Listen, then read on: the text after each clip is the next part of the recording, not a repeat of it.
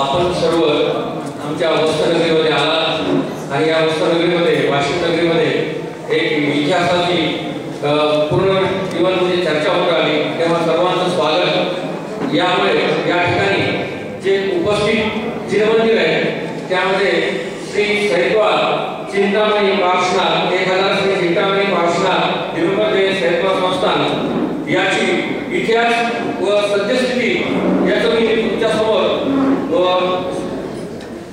शोध निबंध सादर करत आहे।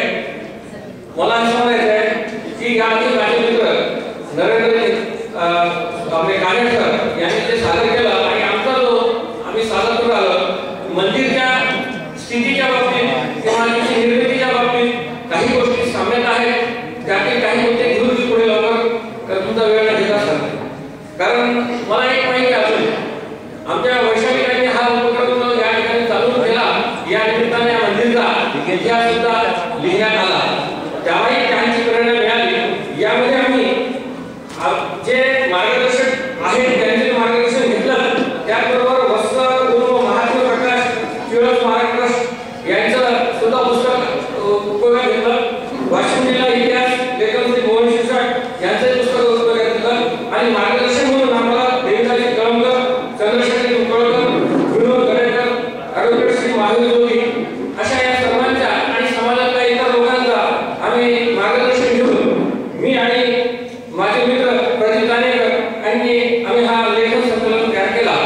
तर मला आवर्जून एवढं सांगायचं आहे की या ठिकाणी जे श्री चिंतामणी पार्श्वनाथ मंदिरच्या बाबतीत जर विचार केला आणि आंबेडकर पार्श्वनाथ मंदिरचा विचार केला तर दोघांच्या निर्मितीमध्ये विशेष असा काही फरक नाही आहे। म्हणून विशेष महत्त्वाचं असं की जास्त वेळ न घेण्यासाठी म्हणून इसवी सन 1938 मध्ये युरोपमध्ये पार पडलेल्या जागतिक इतिहास परिषदेमध्ये लंडन येथील ईस्ट इंडिया ऑफिसच्या प्रसिद्ध लायब्ररीत असलेल्या ताम्रपटामध्ये एक पाणी ताम्रपट आहे, त्या ताम्रपटाचे वाचन झाले। त्यानुसार त्यावरील आज्ञापत्र देवसेन आणि हरिसेन राजाने वत्सगुल्म वाशिम येथून दिल्याचे कळते। अशा या शहरात दिवंगत सैतवाल समाजाचे आगमन 5व्या-6व्या शतकात झाले असेल। आता या ठिकाणी थोडंसं समीक्षण म्हणून यांच्यासाठी सांगतो आणि कविताताईसाठी सांगतो की त्या ठिकाणी सेन हा शब्द आहे, सेनचा उल्लेख ताम्रपटावर आहे। माझं असं म्हणणं आहे सेन आणि सेन सैतवाल यामध्ये काय उत्पत्तीतला फरक असेल तो इतिहास तज्ञांनी अभ्यास करावा। आमचा एक शंका आहे, आम्ही जेव्हा बारीक अभ्यास करणं सुरू केला, संकलन केलं त्यामध्ये सेन आणि सेनमध्ये जर सेन असेल तर त्या ठिकाणी त्याच ठिकाणी सैतवाल मंदिर सुद्धा तयार झालं आणि सेन म्हणजे सेनचं मंदिर सुद्धा तयार झालं। याप्रमाणे माझा मी प्रश्न त्या ठिकाणी टाकलेला आहे। असो याचाही विचार करावा। याप्रमाणे या ठिकाणी आजूबाजूला सर्व जे मंदिर आणि मंदिरच्या आजूबाजूला जो समाज होता तो लाड आणि सैतवाल समाज राहत होता। त्यावेळी शिलाई काम, किराणा, कापड, शेती व्यवसाय हे करीत असत। सैतवाल समाजात शिवणकाम अधिक प्रमाणात करीत होते, म्हणून ग्रामीण भागात त्यांना शिंपी असे संबोधत। आजही खेड्यात त्या शिंप्याकडे जा असे म्हटले जाते। इतिहासकालीन वाटाघाटांची राजधानी असलेल्या वस्तुगुल्म नगरीमध्ये वाशिम येथील आंबेडकर पार्श्वनाथ हा एक महत्त्वाचा मुद्दा आहे। आंबेडकर पार्श्वनाथ दिगंबर देवी मंदिरमध्ये 1008 ऋषभदेव तीर्थंकरांची मूर्ती आहे। मूर्तीवर वस्त्र लिहिलेलं आहे। मला हे त्याचं काही तुमचा जो अध्यक्षीय भाषणाचा जो तयार झाला होता त्याच्यामध्ये वस्त्रचा उल्लेख नाही आहे। तुम्ही बाकी जे ग्रुप आहे त्याच्याप्रमाणे घेतलं, परंतु आंबेडकर पार्श्वनाथाला वस्त्र चिन्ह आहे याचा उद्देश व्हावा ही आमची अपेक्षा आहे, म्हणजे वाशिमचं मूळ स्वरूप त्याच्यामध्ये येईल। त्याच्यानंतर त्यामुळे जैनांच्या मध्ये वस्त्रनगर आहे। वस्त्रगुल्म वाशिम हे शहर 1008 श्री आंतरशेठ पार्श्वनाथ दिगंबर जैन संस्थान शिरपूर या अतिशय क्षेत्रापासून 30 किलोमीटर आहे। हा एक शब्द 30 किलोमीटर अत्यंत महत्त्वाचा आहे। राजापूर गंगाधर आले आहे तिथं दिसले मला, त्यांचं जो म्हणणं होतं की आजूबाजूला 30 किलोमीटरवर आपले सगळे तिथं आहे मंदिर आहे आणि त्याचा उल्लेख आमचा आधीच आम्ही या ठिकाणी घेतला आणि त्यांचा आमचा विचार म्हणजे जे इतिहासाचं संकलन करताना आम्ही शोध घेऊन राहिलो त्याप्रमाणे तो बरोबर आला। दुसरी अत्यंत महत्त्वाची की शिरपूरचा उल्लेख आणि वाशिमचा उल्लेख एका पुराणात आलेला आहे। तो पुराण म्हणजे काय? जैन पुराणात जैन स्थानावर शिरपूर का म्हणजे या ठिकाणी उल्लेख आहे। चालुदत्त धर्मपाल यांच्यासाठी भ्रमण करण्यात आले होते, त्याचवेळी कोटी भट्ट श्रीपाल वस्त्रनगरमध्ये आले। म्हणजे मला हे माहिती आहे